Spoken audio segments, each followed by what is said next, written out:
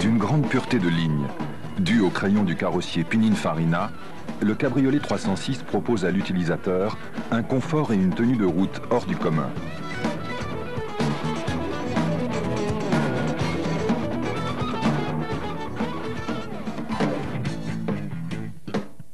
Les éléments spécifiques de ce cabriolet sont d'une part la capote, d'autre part les vitres latérales sans encadrement.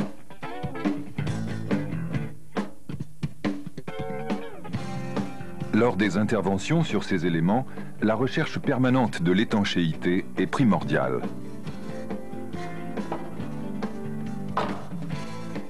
Ce programme en 3 parties montre le déroulement d'une opération complète de réglage à réaliser après la repose de la capote et des vitres du cabriolet 306.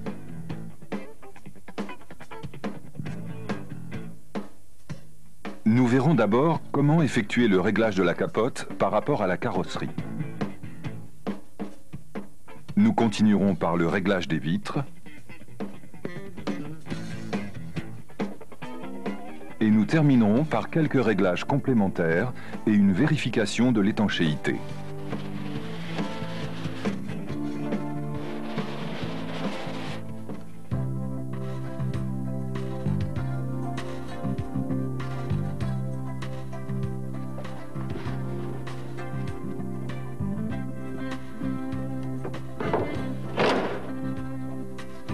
Lors de la repose, mettre en place les vis des fixations supérieures des platines et approcher les 3 vis de chaque côté.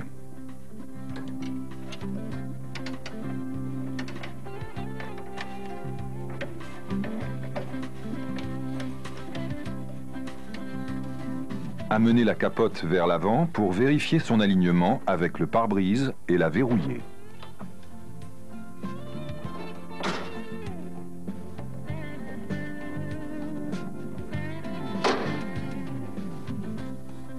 Effectuer le serrage de chaque côté des fixations supérieures.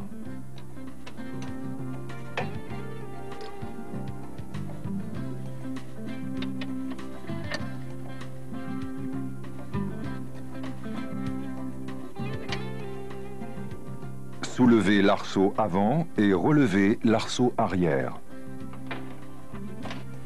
Serrez alors les vis inférieures des points d'ancrage.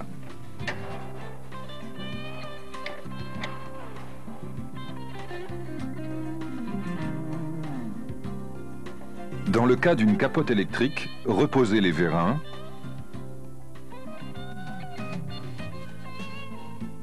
et branchez le faisceau du contacteur de capote.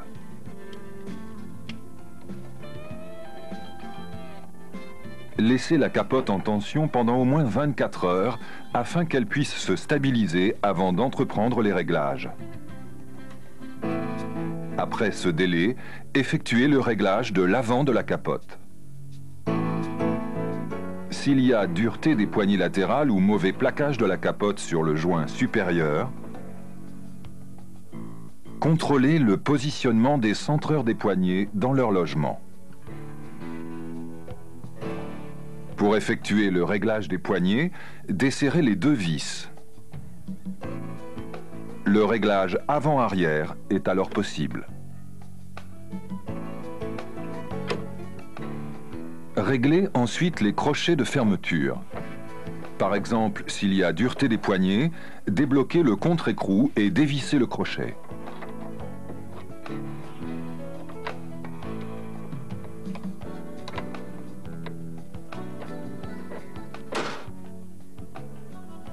Attention, si le crochet est trop dévissé, le plaquage de la capote sur le pare-brise sera insuffisant.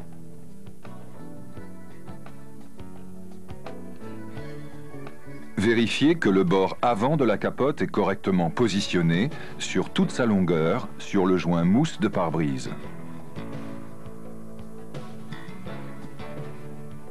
Après cette opération, réglez la partie arrière de la capote. Deux vis butées placées de chaque côté sur l'armature permettent d'obtenir le parallélisme et l'étanchéité de la partie arrière.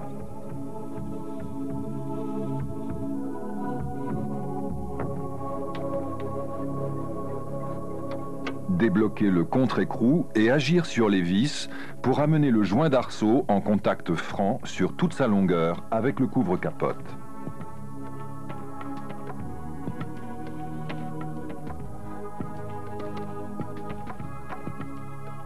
Effectuez le réglage des deux côtés pour obtenir le parallélisme.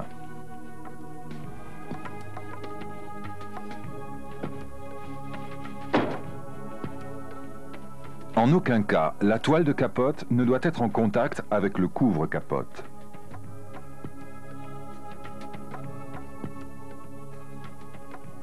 Contrôlez de nouveau le réglage de la partie avant.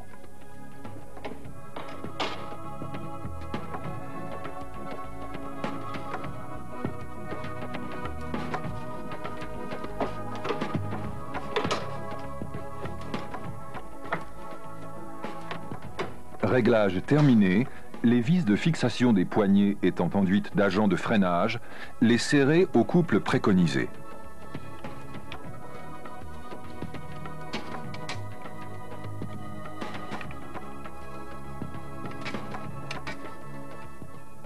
À noter que la mise en tension de la partie arrière est assurée par un câble suivant le pourtour de la capote.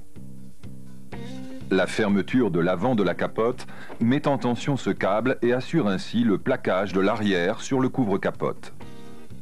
Durant cette manœuvre, deux bras articulés reliant l'arceau principal à l'arceau arrière s'arc-boutent et donnent de la rigidité à la partie arrière. À l'ouverture de l'avant, cette rigidité doit disparaître pour permettre le repliage de la capote. Sur chaque bras, une vis butée, bloquée par une vis transversale, détermine la position des bras, capote fermée. Des butées trop dévissées entraînent un manque de rigidité de la partie arrière, un risque de contact entre bras et arceau, un mauvais déclenchement à l'ouverture. Contrôlez la présence des butées caoutchouc, évitant le poinçonnage du vinyle du couvre-capote.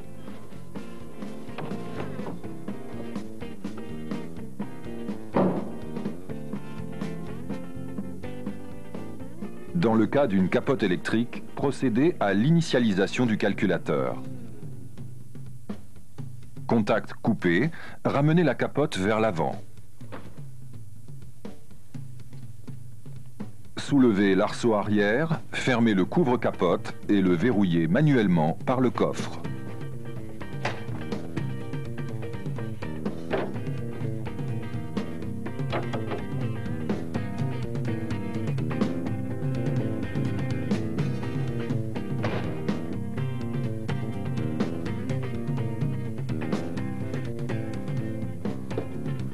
Fermez à l'avant la capote, puis soulevez l'arceau. Mettre le contact et ouvrir électriquement.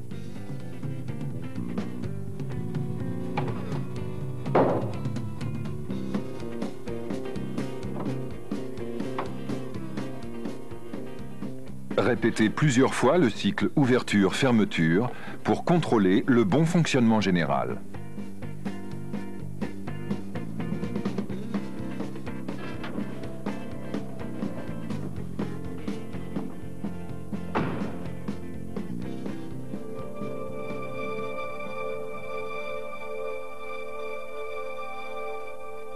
Chaque porte est équipée d'une vitre fixe et d'une vitre coulissante à commande électrique.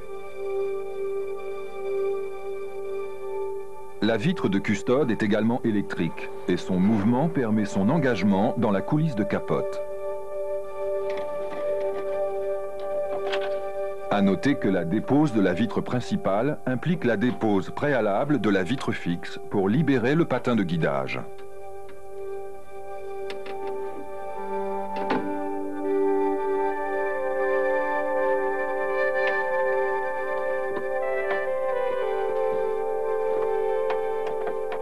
À la repose de la vitre fixe, respectez les longueurs des vis supérieures, la vis courte à l'avant.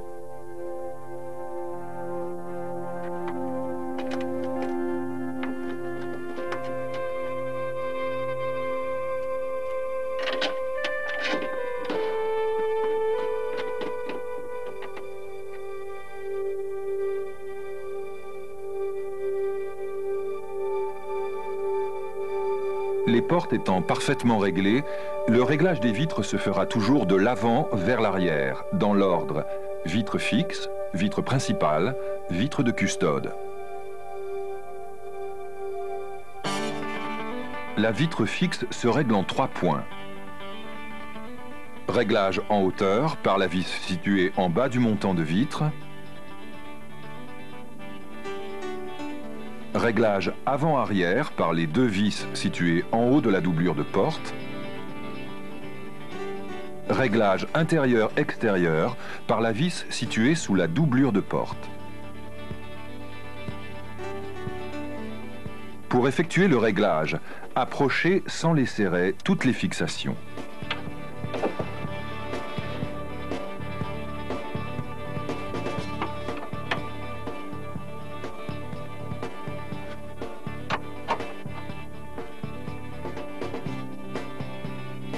Déposez les fixations des supports d'ancrage du verrouillage de la capote.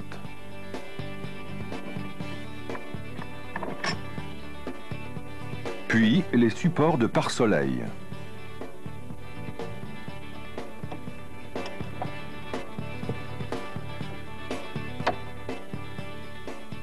Dévissez la fixation des crochets de pare-soleil et déclippez. Déposez l'enjoliveur de traverse de pare-brise et déconnectez l'éclairage et le récepteur de pli.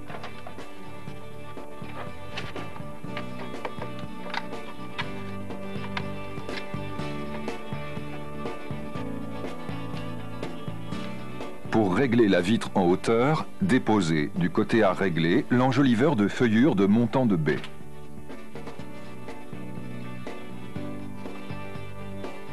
En utilisant les vis du coffret d'outillage, mettre en place l'outil de réglage à l'emplacement du support d'ancrage.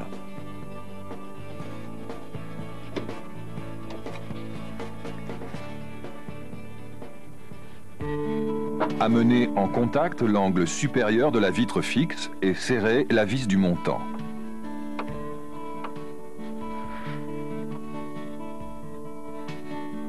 En plaçant l'extrémité de la cale de réglage entre vitre et montant de baie, amenez la vitre en appui vers l'avant.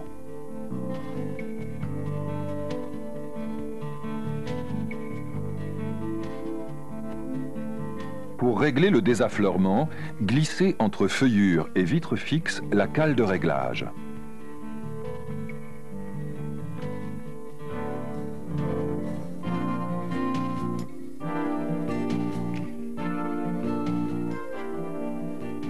Serrez la vis située sous la doublure de porte ainsi que les 2 vis supérieures.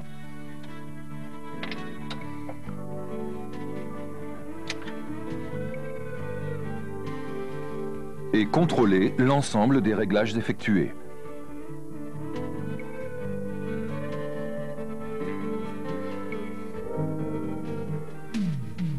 La vitre principale présente également 3 possibilités de réglage. Les 2 boutonnières des fixations supérieures de la glissière de lève-vitre permettent le réglage avant-arrière. Les fixations inférieures de la glissière de lève-vitre et de coulisse arrière permettent le réglage intérieur-extérieur. Elles sont composées d'un palier intérieur réglable de l'extérieur et d'un écrou de blocage. Ce réglage permet d'obtenir le parallélisme entre la coulisse avant, la glissière principale et la coulisse arrière. Mettre la vitre en position basse. Sur la glissière de lève-vitre, mettre en appui l'écrou intérieur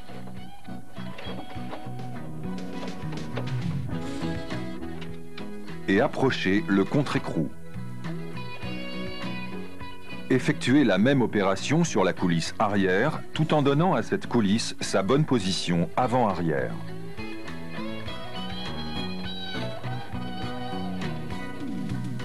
Vérifiez le fonctionnement sans point dur du lève-vitre et serrez les fixations.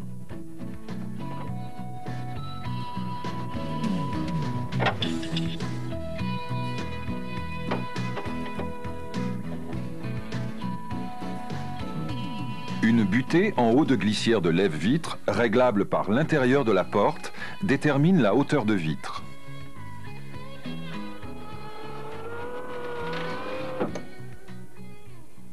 La vitre de custode présente 4 possibilités de réglage. La fixation avant permet de mettre en appui l'avant de la vitre sur le joint lèche-vitre. La deuxième fixation permet un réglage avant-arrière.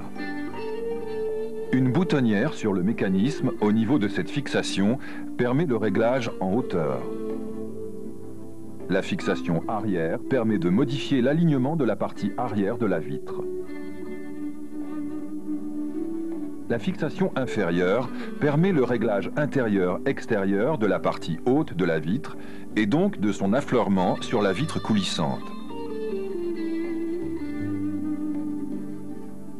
Possibilité également au niveau de cette fixation d'un réglage en hauteur. Il ne doit pas y avoir de différence de niveau à la partie supérieure lorsque les vitres sont relevées.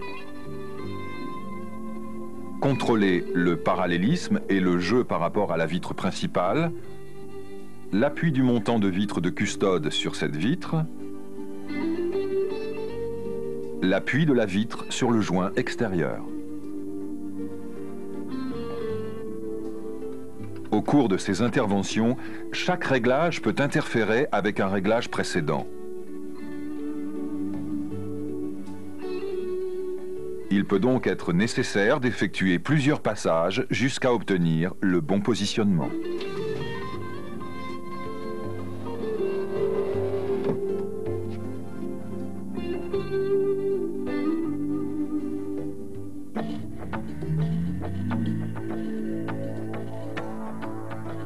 Vitre de custode levée, abaissez lentement la capote pour vérifier que le joint de coulisse vient s'engager sans donner d'à-coup à la vitre. À l'aide d'une pince étau modifiée, effectuez éventuellement un réglage par déformation de la feuillure.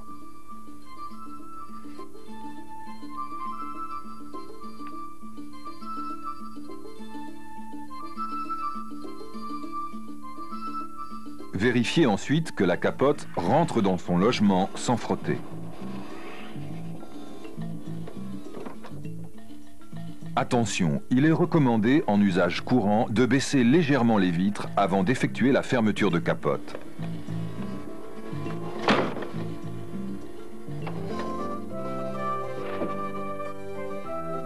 Capote fermée, vérifiez le bon engagement de la vitre dans la coulisse de capote. Pour la vitre principale, s'assurer du contact franc de la vitre sur le joint latéral. Du passage de la vitre sous la lèvre supérieure et le rebord de capote lors d'une manœuvre ouverture-fermeture de la porte. Et du bon positionnement lors de la remontée de la vitre, porte fermée.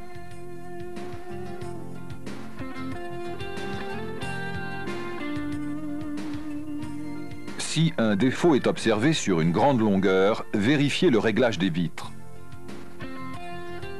Si le défaut est plus localisé, il est possible d'y remédier en intervenant sur la feuillure. Pour effectuer le réglage éventuel, percez les 2 rivets de fixation du joint.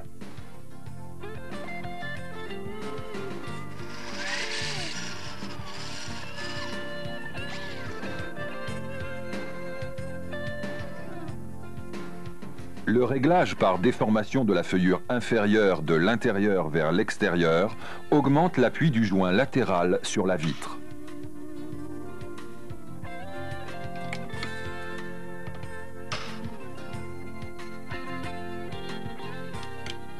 La lèvre supérieure des joints ne doit pas dépasser du rebord de capote et doit coiffer sans contact chaque vitre. Le réglage par déformation de la feuillure supérieure de l'extérieur vers l'intérieur fait remonter la lèvre.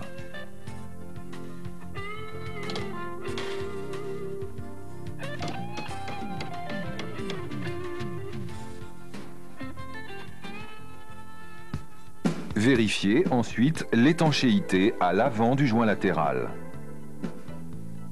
À la fermeture, le joint latéral ne doit pas venir chevaucher le joint de pare-brise. Un contact franc doit exister entre le joint mousse de pare-brise et l'extrémité du joint. Réglez en déplaçant le joint.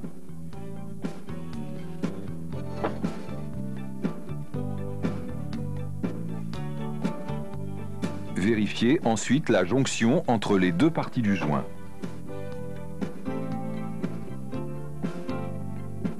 Et reposez les deux rivets.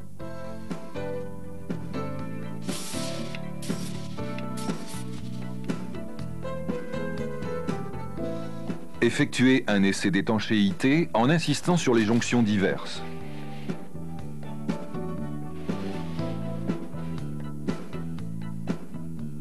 Et faire un essai routier pour détecter les bruits aérodynamiques.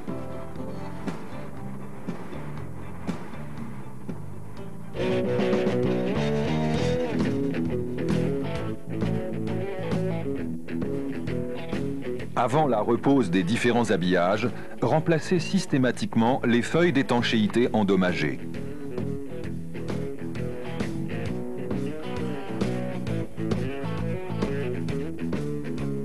Et obturez toutes les ouvertures.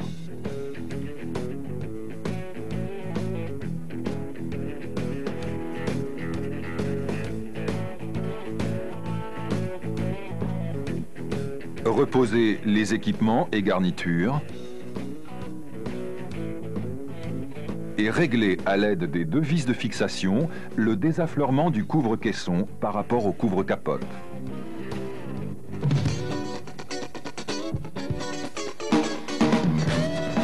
D'un esthétisme à la fois pur et dynamique, allié à un comportement routier exceptionnel, le cabriolet 306 procure un plaisir de conduire immédiat.